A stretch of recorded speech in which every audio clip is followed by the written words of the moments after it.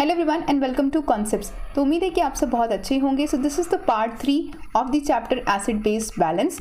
सो ये जो चैप्टर है ये क्लिनिकल बायोकेमिस्ट्री का अपने आप में एक बहुत ही इंपॉर्टेंट चैप्टर है। सो प्रीवियस 2 वीडियोस में हमने डिस्कस कर लिया था introduction to acid base balance. Then part 2 में हमने देखा था different body buffers and regulation of pH by the respiratory system. तो इस वीडियो के अंदर हम देखेंगे what are the different ways by which the renal system can actually regulate the pH. तो आगे बढ़ने से पहले आपसे एक रिक्वेस्ट है कि अगर अब तक आपने मेरे चैनल को सब्सक्राइब नहीं किया है then please subscribe to my channel concepts and share it with your friends because it motivates me to create such content for you guys. So please subscribe to my channel concepts. बढ़ते हैं आज की topic की तरफ। अगर बात करेंगे mechanism की तो यहाँ पे टोटल 4 मैकेनिज्म है जिसके थ्रू रेस्पिरेटरी सिस्टम पीएच को रेगुलेट करता है। इसमें जो पहला मैकेनिज्म है it is through the excretion of hydrogen ions and the second is through the reabsorption of the bicarbonate ions, and the third mechanism is through the excretion of titrable acids,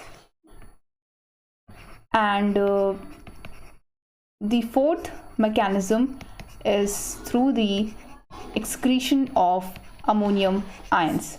Okay, so these are the 4 mechanisms जिसके through renal system can actually regulate the pH. तो अगर बात करेंगे pH of the physiological fluids तो as I have already told you so it is around 7.4, and अगर बात करेंगे pH of the urine so it is slightly acidic and it is approximately equals to the 6, slightly acidic.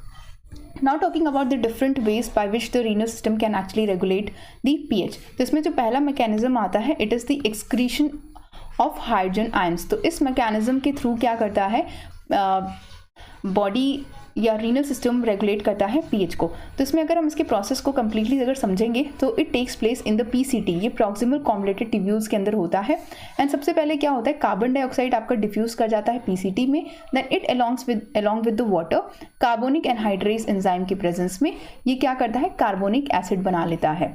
Carbonic acid क्या करता है फिर आगे ये dissociate हो जाता है किसमें, it then dissociates into bicarbonate ions and hydrogen ions. अब ये हाइड्रोजन आयंस क्या होते हैं ये एक्सक्रीट हो जाते हैं in the urine, it gets excreted, whereas जो आपके बाइकार्बोनेट आयंस हैं ये क्या होते हैं ये रीअब्जॉर्ब्ड हो जाते हैं इनटू द प्लाज्मा। सो अगर बात करेंगे एक्सक्रीशन की ऑफ हाइड्रोजन आयंस तो इन दैट केस हाइड्रोजन आयन का तो एक्सक्रीशन हो रहा है बट साथ ही साथ जो बाइकार्बोनेट आयंस है इसका रीअब्जॉर्प्शन भी हो रहा होता है। फिर यहाँ पे जब आप पीसीटी के एपिकल मेम्ब्रेन को देखेंगे तो यहाँ पे प्रेजेंट होता है सोडियम हाइड्रोजन एक्सचेंजर। अब ये सोडियम हाइड्रोजन एक्सचेंजर जो है ये एंटीपोर्ट होता है जिसके थ्रू क्या होता है हाइड्रोजन आयन आपका ट्यूबुलर ल्यूमेन में एंटर करता है और sodium ion enters into the PCT. So this is the process of the excretion of hydrogen ions. ये बहुत ही सिंपल प्रोसेस है। एंड वन मोर मैकेनिज्म कि यहाँ पे एक 3 bicarbonate ions and 1 sodium ions ये क्या करते हैं ये सिम्पोर्ट वे में एक्ट करते हैं, ये रीअब्जॉर्ब हो जाते हैं into the plasma. So this process actually acts to serve the alkali reserve. Okay, so this is the first mechanism. अगर बात करते हैं सेकेंड मैकेनिज्म की तो इसमें जो हमने ब्लू पेन से रिप्रेजेंट किया है that process is actually same.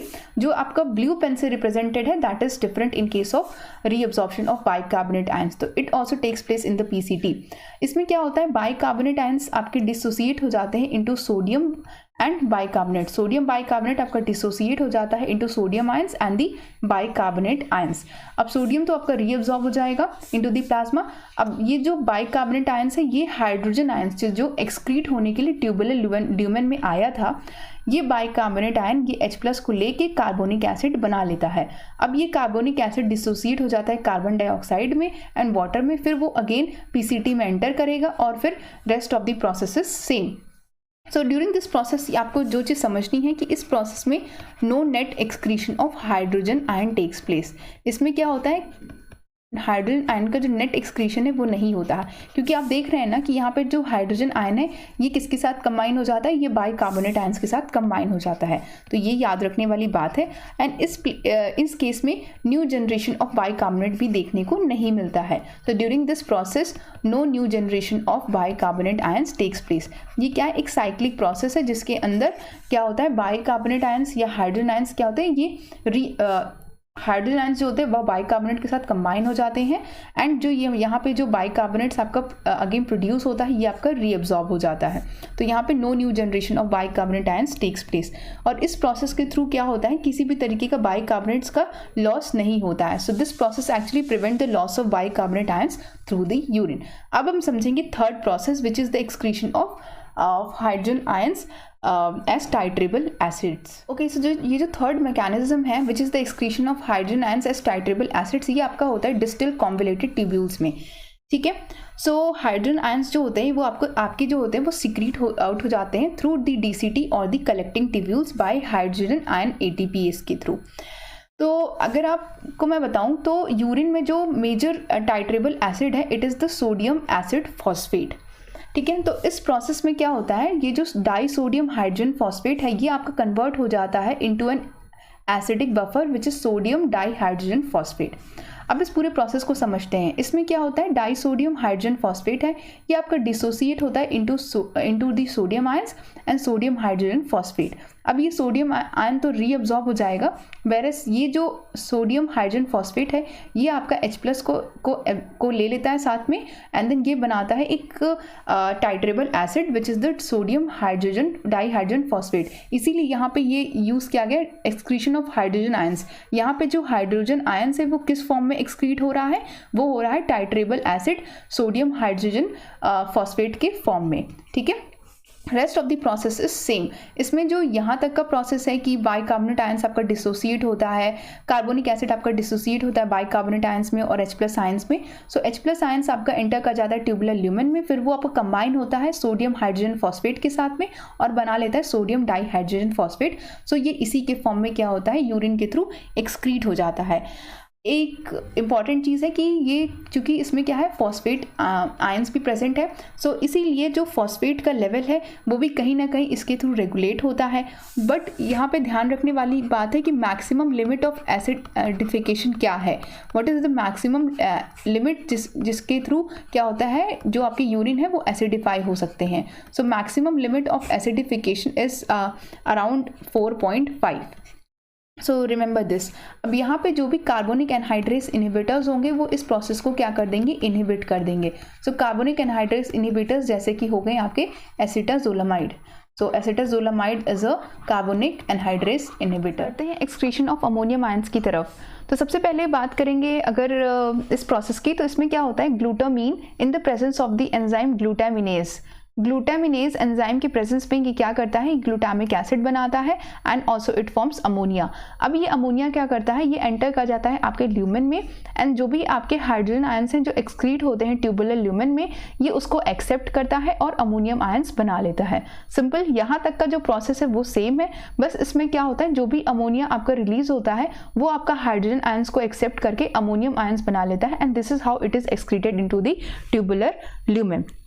एक और बात ये है कि large quantity of hydrogen ions it is actually excreted in the form of ammonium ions during acidosis and normally क्या होता है 70 मिली इक्विवेलेंट। ठीक है, नॉर्मल केस में क्या होता है 70 milliequivalent per litre of acid जो होता है वो एक्सक्रीट आउट हो जाता है through the urine on a daily basis.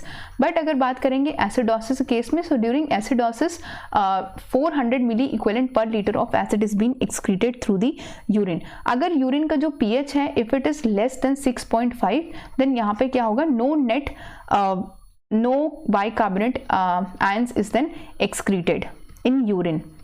In that case कोई भी बाइकार्बोनेट आयंस आपका क्या होता है वो एक्सक्रीट नहीं होता है यूरिन में।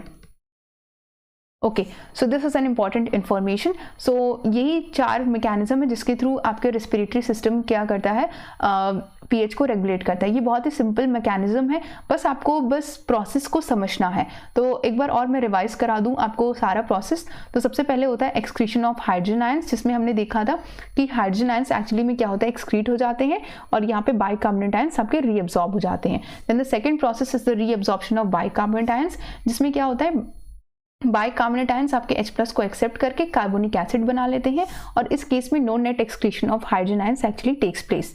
फिर थर्ड प्रोसेस है आपका excretion of hydrogen ions in as titratable acids. तो यहाँ पे जो मैक्सिमम लिमिट है एसिडिफिकेशन का इट इज़ 4.5 एंड ये क्या करता है, सोडियम डाइहाइड्रोजन फॉस्फेट बनाता है। किससे? डाई सोडियम हाइड्रोजन फॉस्फेट से। तो दोनों ही आपके एक इंपॉर्टेंट यूरिनरी बफर हैं। Fourth is the excretion of ammonium ions, जिसमें अमोनियम आयंस क्या करता है, हाइड्रोजन आयंस को एक्सेप्ट करके एक्सक्रीट हो जाता है in the form of ammonium ions. और इन दैट केस अगर एसिडोसिस का केस है तो 400 milliequivalent per litre of acid क्या होता है, डेली बेसिस पे एक्सक्रीट हो जाता है through the urine. So this are the 4 mechanism. तो अगर आपको मेरी वीडियोस पसंद आते हो, समझ में आते हो, then please subscribe to my channel concept as it motivates me to create such content for you guys. Also give a big thumbs up to my video and share it with your friends. मिलते हैं next video में। Till then keep studying and take care and yes do give your valuable reviews in the comment section as it is really valuable and helpful to me. Thank you.